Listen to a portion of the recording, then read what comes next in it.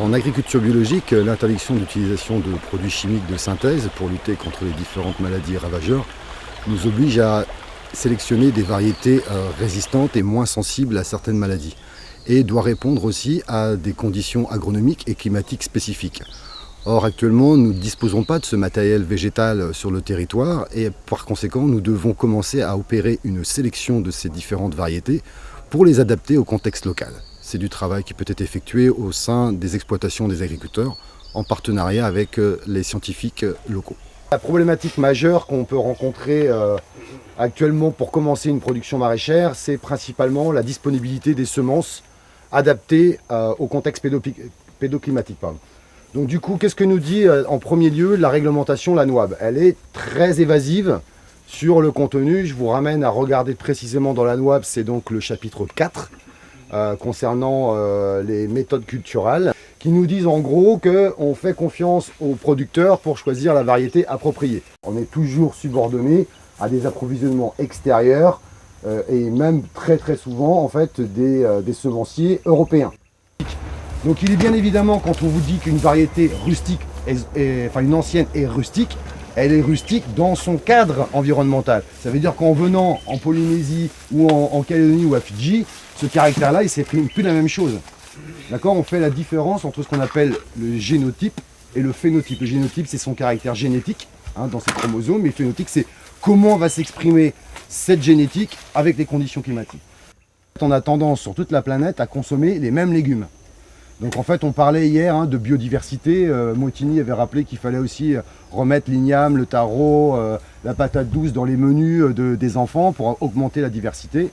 Et bien là, en fait, on est aussi subordonné au consommateur qui lui exige d'avoir de la courgette, de l'aubergine, du concombre, de la salade, du poivron. Voilà. Donc en fait, à chaque fois qu'on fait ça pour faire avec un presse-motte, il faut absolument, impérativement, bien tremper votre mélange. Donc en fait, on est sur de la matière organique là. Donc du coup, en fait, souvent une moyenne de matière organique, on retient 20 fois son poids en eau. Donc il faut la laisser gonfler au maximum. Donc on peut faire ça éventuellement 2 heures avant. Voilà, donc en fait, on va jusqu'au fond pour bien lisser, pour pas qu'on garde trop dessous. Et alors si je vais le mettre où? Je vais peut-être le mettre là parce qu'on n'a pas de caisse. Et en fait, une fois qu'on est là, on démoule. Ça, c'est des pains de coco qu'on pourrait très bien, pourquoi pas, broyer finement. Il y a de la fibre, on voit les fibres. Et c'est ça, les fibres, qui vont permettre le maintien. Donc du coup, et là, vous vous affranchissez complètement des godets, des plaques alvéolées, voilà. En maraîchage, la technique de multiplication qu'a expliqué Lionel, pour vous les producteurs, c'est essentiellement les graines. Donc tout le challenge, comme il l'a dit, c'est les graines, leur qualité, leur reproductibilité, etc. La multiplication végétative, ça veut dire qu'on reproduit à l'identique, à partir d'un organe d'un pied-mère, la même plante que le pied-mère. Et on va vous montrer un petit peu les différentes étapes de fabrication d'un plant futier. Ça va être vraiment très basique, fondamental, parce qu'après il y a plein de nuances. Un travail essentiel que vous faites régulièrement en pépinière, c'est-à-dire tous les 2 mois, un truc comme ça, c'est la conduite.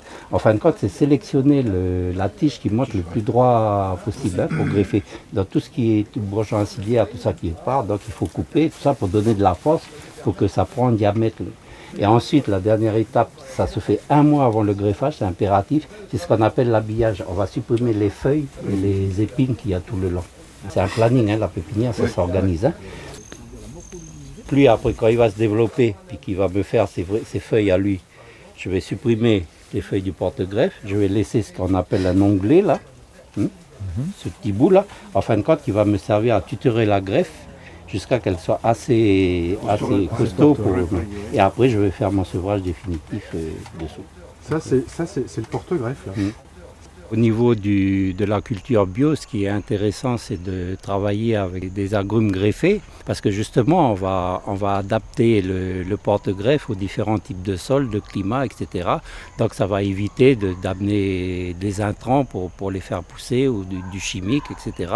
Parce que le porte-greffe va être adapté aux contraintes des promoteurs bio. Notre action consiste à soutenir et former les agriculteurs en leur apportant des connaissances sur des méthodes alternatives pour l'élevage de plants et ce, avec pour objectif de produire des plants de qualité dans des conditions favorables et permettre d'exprimer des qualités recherchées par l'agriculteur que sont notamment le rendement, les qualités organoleptiques, les qualités sanitaires en lien avec leur circuit de distribution et de commercialisation pour répondre aux besoins des consommateurs.